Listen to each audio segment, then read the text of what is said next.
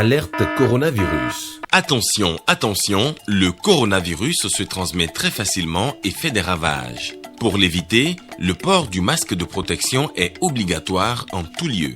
Dans l'administration publique ou privée, dans les réunions, les rencontres, dans les marchés, les magasins, les boutiques et lors des déplacements, le port du masque est obligatoire. Même dans les lieux privés, dès lors que l'on n'est pas seul, le masque doit être le fidèle compagnon. Mais attention, le port de masque de protection ne dispense nullement d'appliquer les autres mesures de prévention, notamment le lavage des mains à l'eau et au savon et l'observance de la distance de sécurité sanitaire d'au moins 1 mètre entre personnes. Enfin, s'abstenir de porter des gants en vue du lavage régulier des mains à l'eau et au savon ou de l'application de gel hydroalcoolique.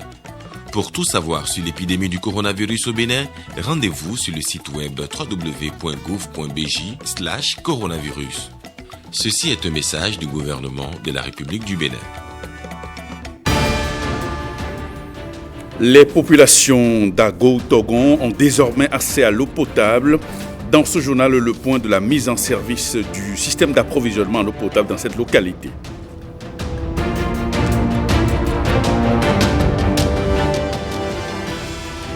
De nouveaux chefs de mission diplomatique au Bénin, ils viennent de présenter les copies figurées de leur lettre de créance au ministre des Affaires étrangères et de la Coopération.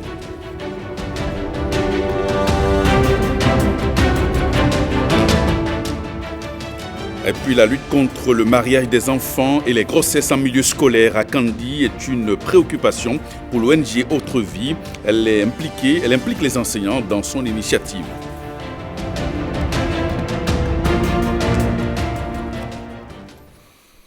Bonsoir et bienvenue à cette édition. Ouvrons ce journal donc par cette sortie des étudiants et collégiens. L'annonce du président Patrice Talon de briguer un second mandat ne laisse pas indifférents les étudiants béninois. Ils se sont mobilisés pour saluer cette décision. Assel Dancy, Wenceslas Samoïmon. Ils sont acquis à la cause de celui qui, pendant près de 5 ans, a semé le doute et gardé le suspense sur sa candidature. Patrice Talon a fini par lâcher le morceau à Adjoum. Il sera candidat à sa propre succession. Servir une cause aussi noble que celle du Bénin. Pour ma part, je resterai dans l'action permettant de renforcer la bonne gouvernance. Je serai candidat à cause de ça. La déclaration faite l'instant d'après, reconnaissance, engagement ou encore soutien, des mouvements associatifs et des jeunes étudiants et lycéens affluent. Au centre de loisirs Hall des Arts de Cotonou, les talons-fils que sont les étudiants des universités privées et publiques ou même des collégiens sautent de joie.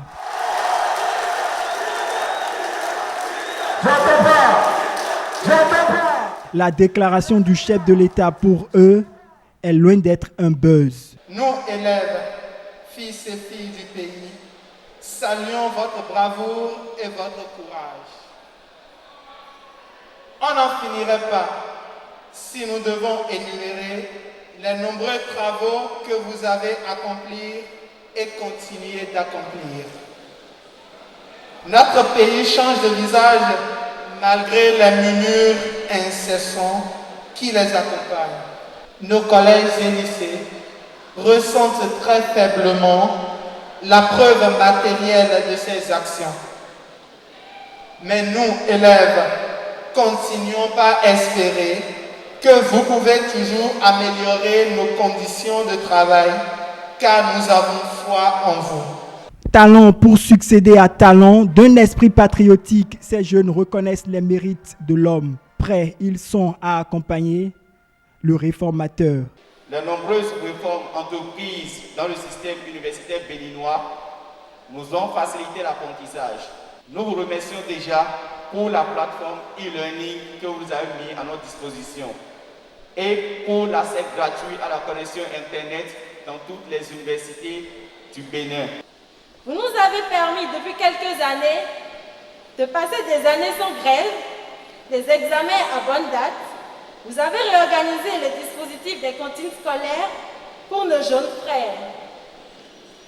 En cette opportunité rarissime que vous nous offrez pour nous exprimer, nous, politiciens de l'université Egypte Africa, représentant les EPS, au regard de la pertinence et de l'opportunité des réformes engagées dans notre secteur, venons vous remercier, vous féliciter, vous encourager et vous prions de bien vouloir déjà au titre de cette fin de quinquennat nous aider à avoir le bout du tunnel.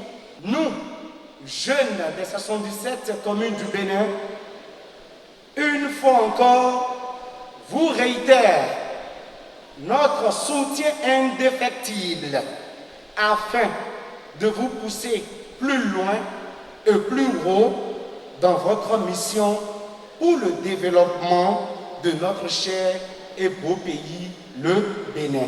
Talon, candidat à la présidentielle de 2021, pour ces jeunes, c'est un vœu qui est enfin exaucé. La candidature donc annoncée du président de la République et le souhait du mouvement Perspective 2021. Les membres de ce creuset ont tenu à le faire savoir à travers une déclaration. Je vous propose de suivre un extrait de cette déclaration au micro de Eman Amegan. Le mouvement Perspective 2021 se réjouit de l'avis favorable qu'il a reçu le vendredi 15 janvier dernier depuis la ville d'Adjoum par rapport à l'appel qu'il a lancé envers le président de la République pour continuer l'œuvre entamée depuis avril 2016 et accorder encore sa disponibilité à sa nation qu'il a tant aimée pour les 5 années à venir. Comment ne pas se réjouir et accompagner quelqu'un qui, en presque 5 ans, a accompli des réalisations inimaginables auxquelles personne ne pouvait s'y attendre au départ. Et ceci malgré les perturbations en cours de route, à savoir l'avènement de la pandémie qui a secoué tout le monde entier, la fermeture des frontières de notre pays avec le Nigeria et bien d'autres goulots qu'on ne saurait citer ici. Le président de la République inscrit que son gouvernement mérite une ovation et une reconnaissance par le peuple. Car nous pouvons dire qu'en matière de crédibilité, sur l'échiquier national et international, le Bénin a réussi à faire ses preuves et à montrer sa capacité. Et c'est là la mission que s'est assignée Perspective 2021. Sur le plan des affaires, un nouveau tribunal de commerce a été créé pour régler les différends entre commerçants. Les investisseurs désireux de faire des affaires dans notre pays peuvent y aller en toute quiétude et seulement en 20 jours. Les usines sont exonérées de droits et en bénéficient sur un délai de 5 à 12 ans. Sur le plan de l'économie, il est important de souligner que le Bénin fait partie des 6 pays ayant la possibilité de créer une entreprise en seulement 3 jours. Avant, il fallait attendre 2 mois pour avoir son registre de commerce, son attestation de CNSS et sa carte d'importateur. Notre revenu est de $1 200 et nous sommes aujourd'hui classés dans la même catégorie que la Côte d'Ivoire. En politique, Alafia Pérenne a tenu un point de presse hier à Cotonou. Les membres de ce mouvement approuvent la candidature du président Patrice Talon. Suivez la déclaration du coordonnateur du mouvement. Nous avons décidé de nous réunir en ces lieux pour féliciter publiquement le chef de l'État, son Excellence Patrice Talon. Le féliciter pour la tournée de reddition de comptes dans les 77 communes de notre pays, ce qui relève du domaine du jamais vu. En effet, de mémoire d'homme béninois, c'est une première qu'un président de la République en exercice, soucieux de rendre compte de ses actions, aille à la rencontre de ses mandants en parcourant par voie terrestre toutes les communes de notre pays. Le féliciter aussi et surtout pour avoir répondu à l'appel des milliers de Béninois en acceptant de continuer la dynamique afin de ne pas abandonner l'équipe de la rupture en si bon chemin, mais de la conduire jusqu'à destination avec un Bénin entièrement relevé dans lequel ces enfants seront enfin bien nourris, bien soignés, bien instruits, bien logés et enfin bien gouvernés. Sur toute l'étendue du territoire national, nous vous confirmons, nous CCC, CCA et CCV, notre totale disponibilité sans condition à implémenter et à reproduire démocratiquement la victoire au premier tour des élections du 11 avril 2021 prochain, avec un taux élevé de participation. Après 3 mois d'intense activité, les députés de la 8e législature ont pris congé. La 2e session ordinaire au titre de l'année 2020 s'est achevée sur une note de satisfaction. Les députés ont pu examiner 11 lois et 7 questions orales avec débat. Firmin Bassao. Adoption en seconde délibération de la loi numéro 2020-37 portant protection de la santé des personnes en République du Bénin. 3 questions orales avec débat. Voilà ce qui a constitué l'ossature de la plénière du mardi 19 janvier 2021. Dans ses prérogatives de contrôle de l'action gouvernementale, des questions orales ont été posées au gouvernement, suivies de débats. La première est relative à la régulation de la situation professionnelle des enseignants du secondaire, des fonctionnaires d'État employés comme moniteurs dans les universités nationales du Bénin.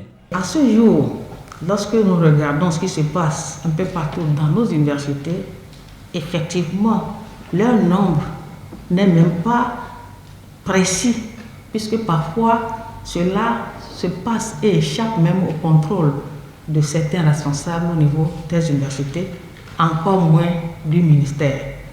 À ce jour, nous avons dénombré par le biais des universités un nombre de 45 pour ces moniteurs. Ceux dont il s'agit ici ne sont pas des doctorants. Ils ne travaillent pas sous des professeurs. Ils ont leurs heures réglementaires, ils ont des quotas horaires réglementaires pour des cours magistraux, des TP et des TD. Ils sont des agents permanents de l'État qui sont inscrits sur le tableau scientifique avec des lettres de mise à disposition. Il y en a qui ont des lettres de mise à disposition. Et au même moment, ils sont employés dans leur ministère normalement. Donc convenez avec moi que c'est une exploitation qui ne dit pas son nom. Le problème est au niveau de la fonction publique qui ne veut pas donner les certificats de mise à disposition, les attestations de stage ou de retour de stage, parce que les personnes au début ont été plus tôt ou trop tôt en stage ou n'ont pas eu le document avant de se rendre en stage, et quand ils sont revenus, ils ont recommencé à faire les formalités, il y a eu des bugs, des problèmes de personnes. On ne comprend pas ce qui bloque techniquement. Nous n'encourageons pas ceux qui sont instituteurs, peut-être avec BPC, bac, à aller plus loin après. Et ce serait une perte pour le pays. C'est pourquoi je voudrais soutenir la proposition faite par le deuxième questeur tout à l'heure pour dire qu'il faut que le gouvernement trouve une réponse globale à cette préoccupation-là. Et moi je pense que ce dossier est purement technique plus que politique. Et c'est pour ça que je demande humblement à nos collègues de suivre les recommandations des sachants. Les 2 autres questions concernent l'accès et l'amélioration des soins de santé et la fourniture d'eau potable aux populations. Malgré le contexte sanitaire toujours marqué par la COVID-19 et la particularité de cette session consacrée prioritairement à l'étude du budget général de l'État, nous pouvons nous réjouir d'avoir accompli notre mission avec satisfaction et avec l'espoir de mieux faire les sessions prochaines. 11 lois votées, dont 8 lois ordinaires, 1 organique et 2 lois portant autorisation de ratification. Dans le domaine du contrôle de l'action gouvernementale, les députés ont examiné cette question orale avec débat, sans compter les nombreuses autres activités prévues ou non par le règlement de l'Assemblée nationale. On reste toujours au Parlement où le président de l'institution a reçu en audience le nouvel ambassadeur de France au Bénin. Les deux personnalités ont parlé du fonctionnement des institutions du Bénin, mais aussi de l'élection présidentielle qui pointe à l'horizon. On écoute Marc Vizy à sa sortie d'audience.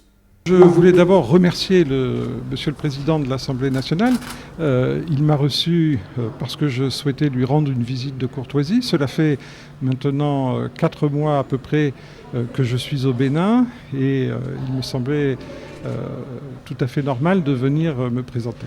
Nous avons échangé sur un certain nombre de sujets. Bien sûr, le fonctionnement des institutions béninoises. Cela m'intéressait de connaître le mécanisme parlementaire ici et puis le fonctionnement général des institutions. Donc le président m'a apporté beaucoup d'indications, mais c'était tout à fait intéressant pour moi. Et puis, comme vous le savez, nous sommes dans une période politiquement intéressante. Et puis, j'ai souhaité donc connaître un peu son point de vue sur ce qui se profilait avec l'élection présidentielle. Il m'a donné son point de vue, il m'a expliqué un certain nombre de choses sur les partis politiques et c'était tout à fait intéressant pour moi. Enfin, nous avons parlé des échanges entre la France et le Bénin, des échanges parlementaires qui étaient nourris jusqu'à l'arrivée de la crise sanitaire et qui, je pense, reprendront à l'issue de cette crise sanitaire. Direction Kandi, où l'ONG Autre Vie entend mettre fin au mariage des enfants et aux grossesses en milieu scolaire. Elle a organisé en début de semaine un atelier au profit des enseignants de la commune, maillon important du dispositif scolaire de prévention. Les travaux ont porté sur le rôle dévolu à ces acteurs de l'école dans la stratégie de lutte contre ces violences faites aux enfants. Christian Gandio, Olviga Messan. La Libori et Kandi ont malheureusement la réputation d'être une plaque tournante de la violation des droits de l'enfant. Voilà donc pourquoi cette commune a été choisie pour bénéficier des interventions de l'un des volets du projet Cash plus Care. L'ONG Autre Vie s'est engagée aux côtés de l'UNICEF avec le soutien du gouvernement béninois dans la mise en œuvre du volet comportemental du projet Cash plus Care dans la commune de Kandi. Il est question de bouter hors de Kandi et de la Libori le mariage des enfants et les grossesses en milieu scolaire.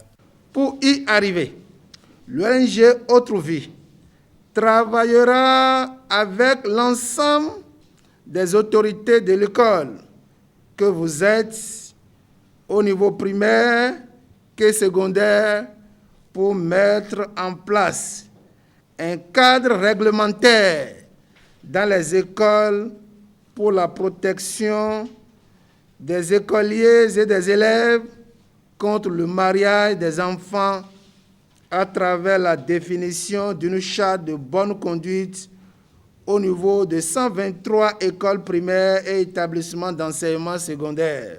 Un dispositif fonctionnel de lutte est également mis en place en communauté, mais surtout dans les écoles, d'où cet atelier qui réunit les enseignants de Kandi. Ceux-ci applaudissent l'initiative. Nous débattons pour que ce phénomène soit déraciné. Voilà l'ONG Autre Vie vient à notre secours. Nous ne ferons que applaudir et les accueillir à bras ouverts pour que leur œuvre soit utile. L'ONG Autre Vie, présente dans le département depuis 2015, mérite d'être encouragée parce que les actions qu'elle mène se ressentent sur le terrain. L'accompagnement de la mairie pour l'atteinte des objectifs du projet ne se fera pas prier. Soyez-en rassurés, monsieur le directeur exécutif.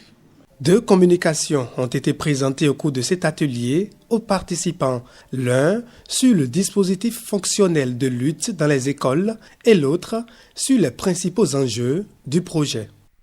Je reste avec l'ONG Autre Vie pour évoquer ce projet Cash Care mis en œuvre par cette organisation non gouvernementale dans la commune de Kandi.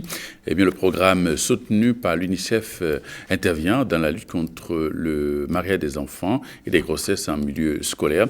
Les actions menées et les perspectives du projet ont été présentées au cours de la conférence administrative départementale de la Liborie. Les précisions, toujours avec Christian Gandior et Olivier Gamesson. Devant ses membres de la conférence administrative départementale de la Liborie, le directeur de l'ONG Autre Vie, il fait ici le point des 3 premiers mois d'activité du volet comportemental du projet Cash plus Care et Access. Démarré le 15 novembre 2020 à Kandi, le programme vise à lutter contre le mariage des enfants et les grossesses en milieu scolaire. Nous sommes en train de développer une approche multi-acteurs. C'est ce qui justifie la nécessité pour nous de venir faire le point aux membres de la conférence administrative départementale de l'Alborie afin aussi de bénéficier de leur attention, de leur soutien, de leur accompagnement pour que les actions que nous sommes en train de développer en communauté, les services déconcentrés puissent nous accompagner, nous soutenir, mais également pour que les autorités judiciaires nous accompagnent pour qu'ensemble, nous puissions développer un réseau multi-acteurs pour décourager le phénomène du mariage des enfants, le phénomène des grossesses en milieu scolaire dans le département de l'Alborie en général, mais plus précisément dans la commune de Kandi. Les différentes explications ont été suivies avec attention par les membres de la CAD. Ils saluent l'initiative et promettent travailler à l'atteinte des objectifs du projet. Nous faisons déjà beaucoup de choses dans ce cadre dans le département de la Liborie parce qu'en réalité, c'est l'un des phénomènes qui tire à boulet rouge sur les enfants dans le département. Le mariage précoce et les grossesses scolaires.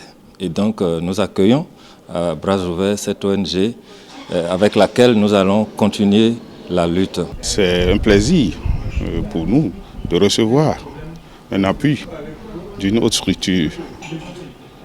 Je vais nommer l'ONG Autre Vie. Donc, ensemble, nous allons continuer le combat. Nous allons échanger nos stratégies d'action. Nous allons recevoir des appuis. Nous allons également les appuyer. Nous n'allons pas leur marchander toute notre disponibilité pour que le travail soit fait sur le terrain. Des promesses d'accompagnement qui constituent un ouf de soulagement pour les responsables de l'ONG Autre Vie. Nous pensons que cette fois-ci, ce sera la porte de non-retour pour décourager une fois pour toujours le mariage des enfants et les grossesses en milieu scolaire dans la commune de Kandi, dans le département de la Liborie. Grâce aux engagements des acteurs à tous les niveaux, le combat contre le mariage des enfants et les grossesses en milieu scolaire a de beaux jours devant lui à Kandi et dans la Liborie. Les responsables de l'ONG Autre Vie en sont convaincus. De nouveaux chefs de mission diplomatique sont au Bénin. Ils ont présenté au ministre des Affaires étrangères et de la coopération les copies figurées de leurs lettres de créance, pour certains et pour d'autres leurs lettres de cabinet. Le compte-rendu est signé Nicanor Kovi, Rodrigue Plandomain. Après-midi très diplomatique au ministère des Affaires étrangères et de la coopération. Le maître de séance, Aurélien Agbenossi, y reçoit tout d'abord les copies figurées des lettres de créance de 2 nouveaux ambassadeurs. Premier chef de mission reçu, Regina Célia de Oliveira Bittencourt, nouvel ambassadeur extraordinaire et plénipotentiaire du Brésil près le Bénin, avec résidence à Cotonou. En provenance du Burkina Faso où elle représentait le Brésil depuis 2014, Regina Célia de Oliveira Bittencourt est une diplomate de carrière, entrée au ministère brésilien des Affaires étrangères en 1983 en tant que 3e secrétaire. À son nouveau poste, c'est dans les liens historiques entre Brésiliens et Béninois qu'elle entend puiser les éléments de sa mission. Moi, personnellement, je viens de Bahia et c'est un État du Brésil qui a une grande population d'afro-descendants. Et ces gens, maintenant, veulent retrouver leurs racines. Alors, ils ont beaucoup d'intérêt en Afrique. Ils sont eux qui demandent du gouvernement brésilien un rapprochement plus étroit de l'Afrique. A contrario, c'est à la saveur de l'ananas made in Bénin que le nouvel ambassadeur de la République d'Afrique du Sud a succombé, au point de vouloir en faire l'objet d'une coopération agricole plus pointue entre les deux pays dans le cadre de sa mission. My first priority comes from the very first time that I tasted your pineapple. Robina Patricia Marx est titulaire d'un master en études sur le genre et le développement obtenu à l'université de Sussex au Royaume-Uni. Elle est en provenance du Sri Lanka où elle était haut-commissaire avec juridiction sur le Bangladesh, le Népal et les Maldives. Bénin avec résidence à Cotonou.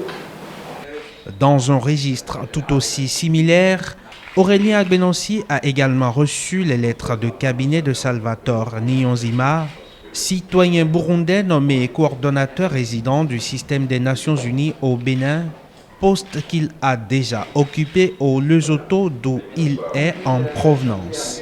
Né le 30 avril 1959, cet ancien professeur de français des lycées et collèges peut compter dans sa nouvelle mission sur un parcours professionnel enrichissant qui l'a conduit des plus hautes fonctions au sein de l'administration burundaise aux responsabilités les plus exigeantes au sein du système des Nations Unies, où il a été notamment directeur pays de l'ONU-SIDA de 2004 à 2017, respectivement en Namibie, au Gabon, au Burkina Faso et à Madagascar. La réponse contre l'épidémie de la Covid-19 et de ses impacts socio-économiques, la reprise de l'économie nationale, et ainsi de suite. Ça fait partie des objectifs qui m'amènent ici. Et l'autre élément, c'est peut-être aussi d'appuyer la coordination des partenaires au développement du Bénin pour produire plus de résultats dans le dialogue.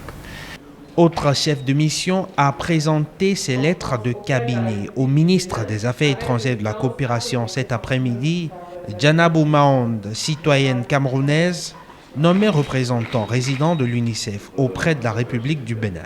Cette spécialiste de la protection de l'enfance est entrée au Fonds des Nations Unies pour l'enfance en 2006. J'espère que dans les prochaines années que j'ai à passer ici, nous allons renforcer cette étroite collaboration qui existe déjà entre le gouvernement du Bénin et l'UNICEF pour réaliser les droits des enfants, des femmes et des jeunes dans les différents domaines que j'ai mentionnés.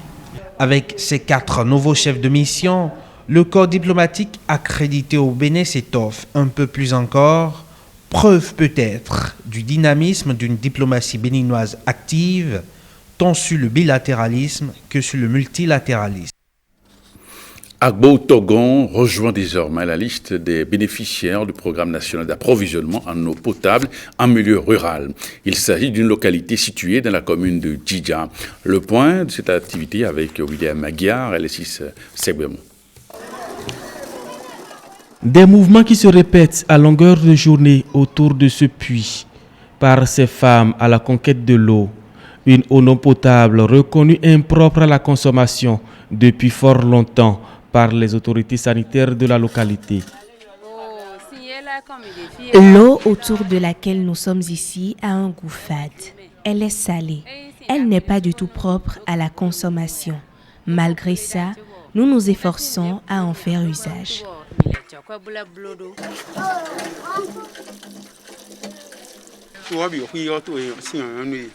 Tout le village s'approvisionne ici. L'eau qui y sort n'est pas potable. On nous l'avait déconseillé.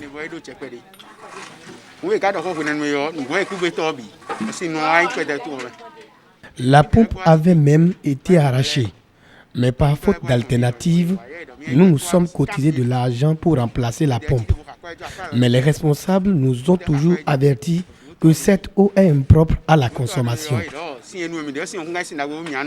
Nous sommes ici au village d'Agbo Togon dans la commune de Djidja avec des milliers d'âmes qui souffrent de l'indisponibilité de ce liquide vital.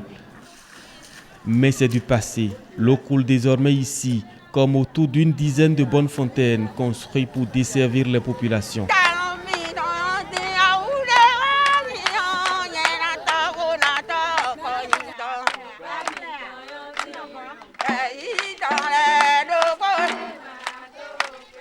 La joie d'une sexagénaire qui va enfin s'abreuver à l'eau potable, connaître moins de difficultés pour s'en approvisionner et finir avec les maladies diarrhéiques. Une joie largement partagée par toute une communauté longtemps laissée pour compte. L'eau qui coule désormais ici est le fruit du projet d'aménagement des systèmes d'approvisionnement en eau potable de 24 adductions d'eau villageoises. Un projet du gouvernement béninois conduit par l'Agence nationale d'approvisionnement en eau potable en milieu rural. L'ouvrage que nous réceptionnons aujourd'hui, c'est le château qui est derrière moi. Ce château a une capacité de 30 mètres cubes avec une hauteur sur couve de 12 mètres. Le linéaire total du réseau, constitué essentiellement de diamètre 63 et 75, est de 10 000 mètres. Le montant total est de 151 735 000 francs CFA. À l'horizon 2031, 5035 âmes seront impactées par ce projet qui dessert les localités d'Agbou-Ntogon et de Dridji. Un pas de plus vers cet engagement d'accès universel à l'eau potable pris par le gouvernement de la rupture. Le projet globalement vise à donner de l'eau potable à environ 220 000 personnes. 220 000 nouvelles personnes. Ce n'est pas de la réhabilitation, mais c'est de nouvelles personnes qui ont accès à l'eau potable. Et vous voyez bien l'engouement qui est derrière nous pour l'accès à l'eau potable en cette fin d'année, en cette saison sèche où les populations ont vraiment besoin de l'eau pour vivre.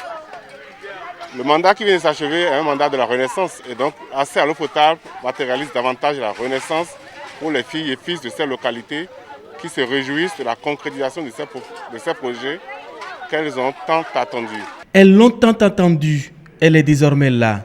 L'eau, source de vie, est à portée de main. Tous ici prennent l'engagement d'y prendre soin. Eh bien, ce journal se refait. Merci de votre fidélité. À 23h30, vous aurez dans ce studio Rebecca Kendiaoundé pour le JT Soir. Merci et à demain.